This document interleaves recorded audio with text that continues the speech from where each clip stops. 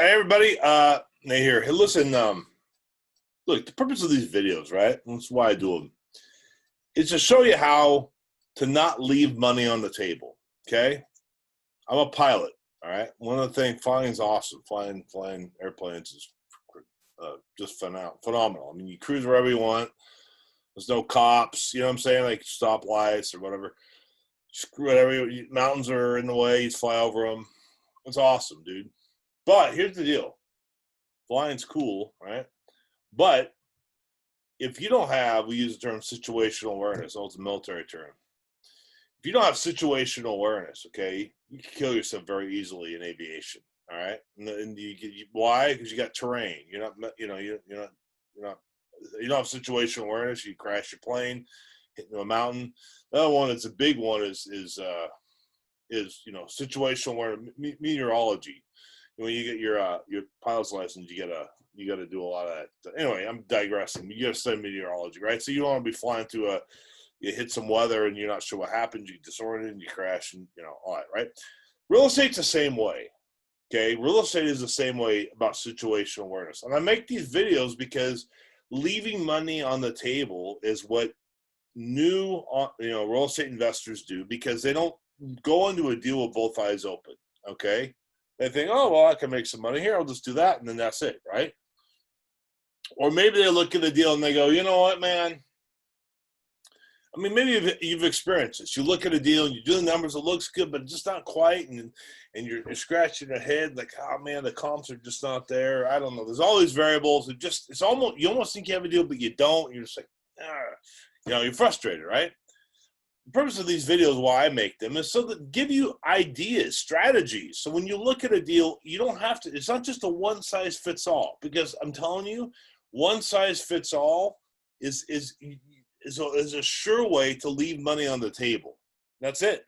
Okay. I hate to say it, but that's the reality. That's why I tell you these things. Okay. So that being said, that's the introduction. I just want to give you an example of how I was able to turn a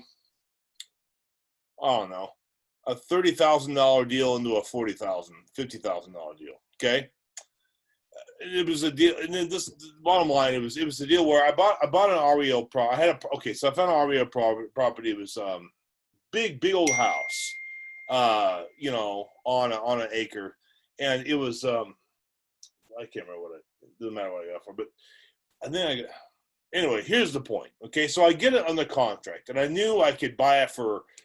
At the time, I could get it for 100 grand, put 40 into it, sell it for 200, something like that. Okay, it was a cheaper deal at the time. But so I had it on the contract, right? You get that. Now in your contract, right? You guys know this, even if you're a wholesaler, you have your expected contingency. So I always do it for 15 or 21 business days, which is essentially a month. Okay. So I went out there. Now, on an acre, rural things typically are on well and septic, okay? If you don't know that, you need to know that. That's really important, okay? That's a big, where's power coming from? Where's water? Where's sewer going? Okay? You got to know these, all right? So some of the power was, and, I'm assuming that there was, I called the district health group up, and I got they told me where the septic was, the map and everything. So where's the water? I thought, so I went out there and I was looking around. Oh man, I just had a vasectomy. That's right. Oh my goodness, I was in pain. If you've ever been in that situation, it's no fun. So imagine me limping around with a vasectomy, and I'm looking around. I can't even tell you that, but yeah, I'm limping around trying to find a stupid well. And I have a house in a contract, going to close in like a week, and I can't find the well. I can't find the wellhead, and I'm looking around, and I see a house next door. Okay, so I knock on the door and I say, hey, do you think this is REO? Do you know if there's a well here? And the lady next door did not speak a lick of English. I don't know what she was speaking. I don't even know what language. I don't know what it was, but I didn't know what she was saying. She didn't know what I was saying. So I didn't know what the well was. And so, what I did is I called, there's REO, so there was a broker involved, and I said, listen, I'm not closing on this thing until you tell me where the well is. I don't think there is one. I called the Water Resources Board. They have a well log, and they didn't have anything on it. And we don't have any information. Oh, well, the house is there. It's been there since the 60s. Yeah, no, we don't have anything on there, So I'm like, okay. Well, so I tell the broker, I said, listen, what are three things are going to happen for me to close? If you want me to close on this deal, you're either going to provide me with the well, okay, and the water, or two, you're going to give me a shared well agreement with the lady next door who didn't speak in English, which I knew and they didn't know, right? Or three, drop the price 20 grand. Ha ha! Now, why did I say drop the price 20 grand? Because I knew, I called the well guys up and they have well logs. I knew a well in there would be about 12 grand, right? So there's an extra actually less than that. So anyways, the bank, when they heard this, they're like, oh, well, we'll get you a share well agreement. I said, great, I don't care. Go ahead and give me one. And, there's a whole language barrier and all that. There's no way they could get me. Anyways, there's no way they were able to get a shared well agreement, right? And they didn't know. They weren't in the business. Again, it was REO. They weren't in the business of well drilling. So what they ended up doing, they're pretty men.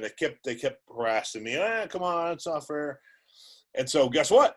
What eventually they did is okay, fine, because the time to close, was coming up real close. So they dropped the price 20 grand, and boom, I got it. So essentially I netted an extra $9,000 on that deal, just because I knew that I knew what the well cost, okay, and I knew I had strong armed them because they didn't have any way to, they couldn't finance the house, right? They couldn't finance it without well. You got to have water, all right? There's no bank in the United States, normal bank, that's gonna, a mortgage bank is gonna lend on a house with no well, right? So why am I telling all this? These kinds of subtleties that could break a deal, I could have watched. I could have been, gosh, there's no well here. I'm walking. This is ridiculous. Whew. I could have lost a lot of money. No, I turned that into a big fat payday just because I did my due diligence, right? So that's why I'm telling you these stories. There's plenty of other stories like that I could tell you story after story, but these are the kinds of things that I want you to understand and think about when you go into a deal, when you look at a real estate deal, okay? Walk in wisdom, okay?